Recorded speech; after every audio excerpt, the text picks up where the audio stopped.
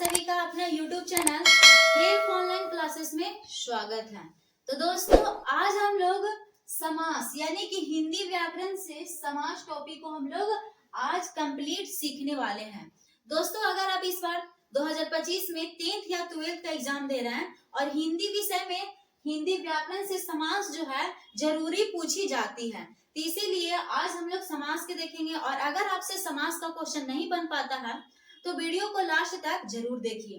तो चलिए हम लोग शुरू करेंगे। अगर कहा जाए कि समास किसे कहते हैं, समास किसे कहते हैं, तो समास दो या दो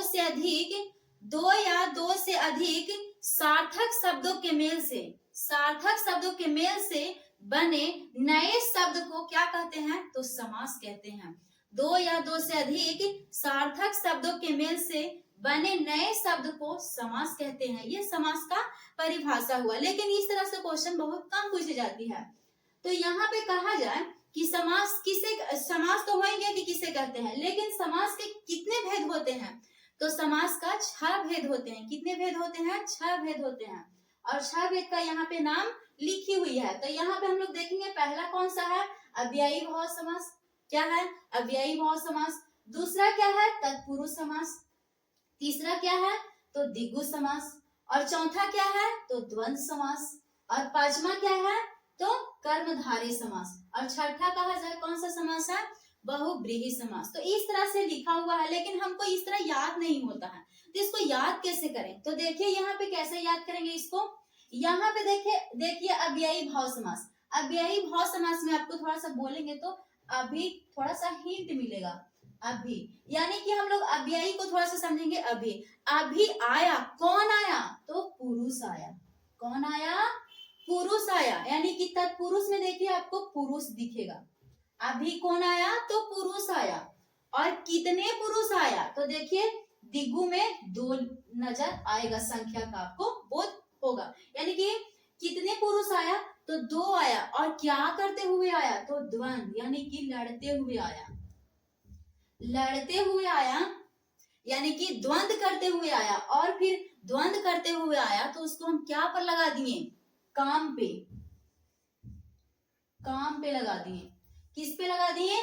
तो काम पे लगा दिए। उसके बाद में कितना सारा काम किया? तो बहुत सारा काम किया। कितना किया? बहुत सारा काम किया, यानी कि बहुव्रीहि। बहुव्रीहि। फिर से देखिएगा, अभी आया, कौन आया? तो पुरुष आया। कितने पुरुष आया? तो 2 पुरुष आया। क्या करते आया? तो लड़ते हुए आया। तो क्या पर हम लगा दिए उसको? काम पे लगा दिए। और कितना सारा काम किया? तो बहुत सारा काम किया, यानी कि बहुव्रीहि समास। यानी कि ये तो हो गया इसका नाम। लेकिन दोस्तों इस तरह से एग्जाम में नहीं पूछी जाती है कि ये कौन सा समास है, ऐसे करके पूछ दिया जाता है। जैसे कि एग्जाम्पल में कि यथाशक्ति, यथाशक्ति पूछ दे कि कौन सा समास है, तो इस तरह से एग्जाम्पल वाला उसको पूछा जाता है। यानी कि नाम इस तरह से नहीं पूछा जाता है। पूछा जाता है, एग्जाम्पल दे दिया जाता है ऑप्शन में और कहता है कि ये कौन सा समास है, ऑप्शन में बना देता है इसको। तो इस तरह से पूछा जाता है। तो इसको कैसे हम लोग समझेंगे और कैसे क्वेश्चन को सही कर पाएंगे? तो देखिए अव्ययी भाव समास में क्या, अगर आपको शुरू शब्द में यानी कि शुरू में आपको क्या दिखे? यथा दिखे। यथा दिखे। उसके बाद में क्या दिखे? बे दिखे। उसके बाद में क्या दिखे? भर दिखे। उसके बाद में क्या दिखे? तो प्रति दिखे आपको। उसके बाद में क्या दिखे? अनु दिखे। उसके बाद में क्या दिखे? अ दिखे। क्या दिखे? अ। उसके बाद में आपको क्या दिखे? प्र।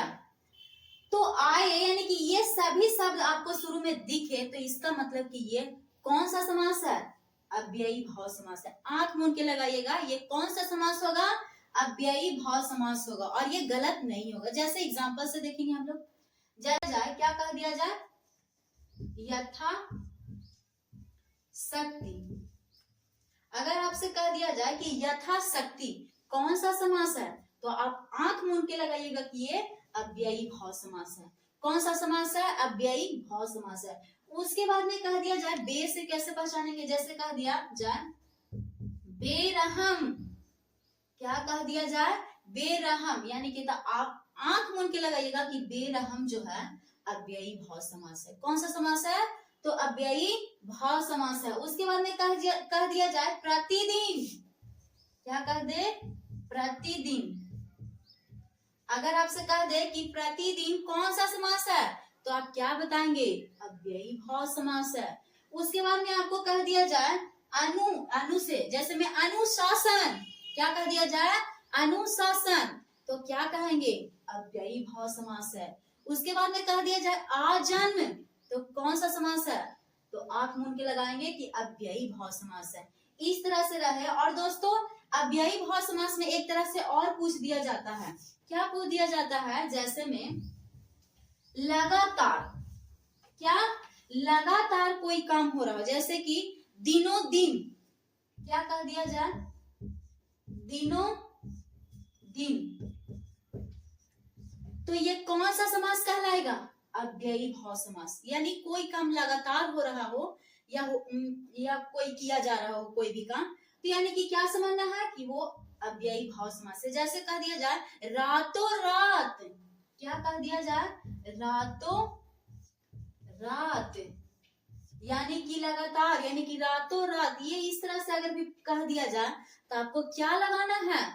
तो अव्ययी भाव समास। तो दोस्तों, हम लोग पहला को तो देख चुके हैं, अब दूसरा को देखेंगे। यानी कि दूसरा में क्या है? तत्पुरुष। तत्पुरुष समास को कैसे पहचानेंगे कि ये तत्पुरुष समास है? तो चलिए हम लोग देखते हैं। जिसमें आपको, यानी कि जिस शब्द में आपको का, की, को, के लिए, सॉरी यहाँ पे के लिए, में, पर, से, इस तरह का शब्द में आप, यानी कि कोई भी शब्द में गायब दिखे, क्या दिखे? गायब है कि नहीं है, या तो आप उसको बोलें तो ये शब्द आपको उच्चारण में आ जाए। जैसे में एग्जांपल है चिड़ीमार, क्या है? चिड़ीमार। तो आप चिड़ीमार को आप इसको जोड़िए, इसको हिजे कीजिए, यानी कि तोड़िए, तो देखिएगा ये सभी है जो मतलब कि शामिल हो जाएगा। क्या हो जाएगा? शामिल हो जाएगा। जैसे चिड़ीमार, चिड़ीमार मतलब कि चिड़िया को मारने वाला। क्या? चिड़ीमार यानी कि चिड़िया को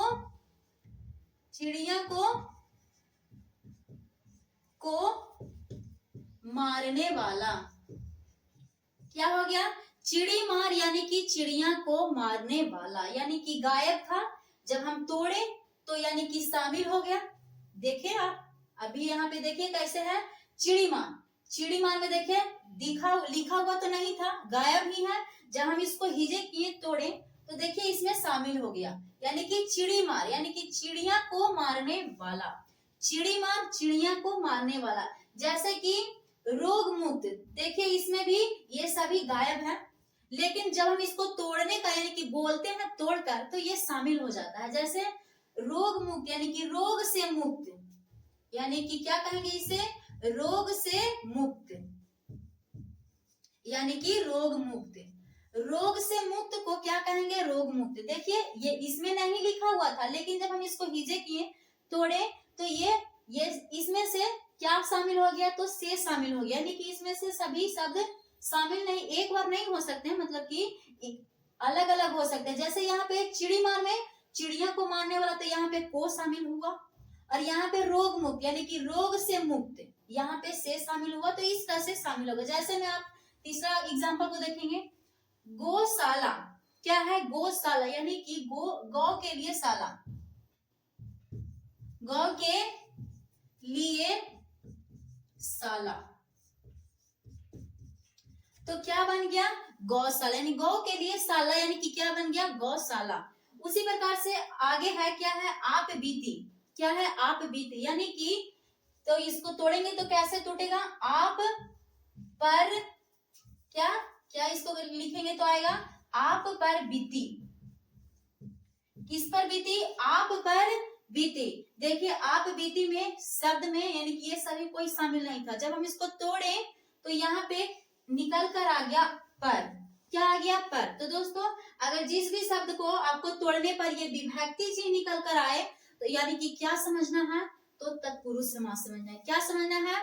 तत्पुरुष समास समझना है। जिस भी शब्द में, ध्यान रखना है, जिस भी शब्द में का, की, को, के लिए, में, पर, से, ये सभी शब्द अगर किसी भी शब्द में तोड़ने पर आपको मिले, तो ये कौन सा समास कहलाएगा? तत्पुरुष समास। तो अब हम लोग नेक्स्ट देखेंगे द्विगु समास को। तो दोस्तों, तीसरा में क्या है? द्विगु समास। द्विगु समास में कहा जा रहा है प्रथम पद, क्या? प्रथम पद संख्यावाचक, यानी कि प्रथम पद में संख्या का बोध कराए। संख्या का अगर बोध कराए तो आपको समझना है कि ये कौन सा समास है, तो दिग्गु समास है। जैसे एग्जाम्पल के अनुसार हम लोग देखेंगे, तिरंगा, तीन रंगों का समूह यानी कि तिरंगा, यानी कि तिरंगा, यानी कि देखिए इसमें तीन का बोध करा रहा है तिरंगा में। उसी प्रकार से नवरात यानी नव यानी नौ का यहाँ पे बोध करा रहा है। नवरात में क्या बोल रहा है, नव यानी कि नौ, क्या यानी कि संख्या का बोध करा रहा है। उसके बाद में पंचवटी, पंचवटी यानी कि पांच बाटों का समूह यानी कि पंचवटी। पंचवटी में देखिए आपको पांच का समूह का बोध करा रहा है, पांच का बोध करा रहा है, यानी कि प्रथम पद संख्या का बोध कराया, उसी को क्या कहते हैं, दिग्गु समास। अब हम लोग नेक्स्ट को देखेंगे, द्वंद्व समास। नेक्स्ट में क्या है, द्वंद्व समास। क्या है, द्वंद्व समास। तो द्वंद्व समास बहुत ही इजी होता है, ये सब कोई लगभग में सही ही कर देता है। तो यहाँ पे द्वंद्व समास में और या क्या, और या तो हाइफन का चिन्ह इस तरह से अगर आपको मिलता है शब्द में, तो आपको क्या समझना है कि ये द्वंद्व समास है। कौन सा समास है, द्वंद्व समास। जैसे में नदी नाले, क्या है, नदी नाले, यानी कि नदी और देखिए इसमें और कस के बोल सकते हैं, नदी और नाले, यानी कि या तो डायरेक्ट कर सकते हैं कि यहाँ पे हाइफन का चिन्ह है, इसका मतलब कि ये द्वंद्व समास है। और दाल रोटी, क्या है, दाल रोटी, दाल और रोटी। फिर जैसे में कहा जाए रात और दिन, तो यानी कि ये कौन सा समास है, तो द्वंद्व समास है। और इसी प्रकार से जैसे में कहा जाए लोटा थारी, यानी कि इस तरह से द्वंद्व समास होते हैं। नेक्स्ट को हम लोग देखेंगे कर्मधारय समास। तो दोस्तों नेक्स्ट है कौन सा समास, कर्मधारय समास। कर्मधारय समास कैसे हम लोग पहचानेंगे, तो कर्मधारय समास में आपको है जो करके मिले और फिर के समान मिले, क्या मिले, है जो या के समान, यानी कि इस तरह से मिले आपको शब्द में, तो इसका मतलब है कि वो कर्मधारय समास है। जैसे एग्जाम्पल के अनुसार हम लोग देखते हैं, जैसे कि महापुरुष, क्या है, महापुरुष, तो महान है जो पुरुष। देखिए इसमें हम जब किए शब्द तोड़े तो कैसे मिला, महान है जो पुरुष, यानी कि महापुरुष। जैसे अगला है घनश्याम, यानी कि घन के समान है कौन, श्याम। जैसे कृष्ण जी के लिए ये शब्द का इस्तेमाल किया गया, घन के समान, यानी कि श्याम है जो घन के समान, यानी कि उसके बाद में नेक्स्ट है पुरुषोत्तम, पुरुषों में है जो उत्तम, यानी कि पुरुषोत्तम, पुरुष है जो उत्तम है, क्या है, पुरुष है जो उत्तम है। उसके बाद में हम लोग अब कौन सा समास को देखेंगे, बहुव्रीहि समास को देखेंगे। तो दोस्तों नेक्स्ट क्या है, छठा में बहुव्रीहि समास। कौन सा समास, बहुव्रीहि समास। तो इसमें कैसे पहचानेंगे हम लोग, तो इसमें अगर जिस भी शब्द में आपको देवी देवताओं का नाम, क्या, देवी देवताओं का नाम अगर आपको पता चले तो समझना क्या है, वो बहुव्रीहि समास है। या तो आप इस तरह भी समझ सकते हैं, बहुव्रीहि यानी कि बहुत बलवान व्यक्ति हो, वो बहुत बलवान दिखता हो, यानी कि बहुव्रीहि समास कहलाता है। इस तरह से भी आप इसको ध्यान में रख सकते हैं। जैसे में गंगाधर, क्या है, गंगाधर, गंगा जी को धारण कौन किए हुए हैं, तो शिव जी, तो भगवान का ही नाम है, देवी देवताओं का ही नाम है। जैसे में लंबोदर, तो गणेश जी का, लंबा है उदर गणेश जी का, यानी कि देवी देवताओं में है, यानी कि इस तरह से इसको कहेंगे लंबोदर को, बहुव्रीहि समास।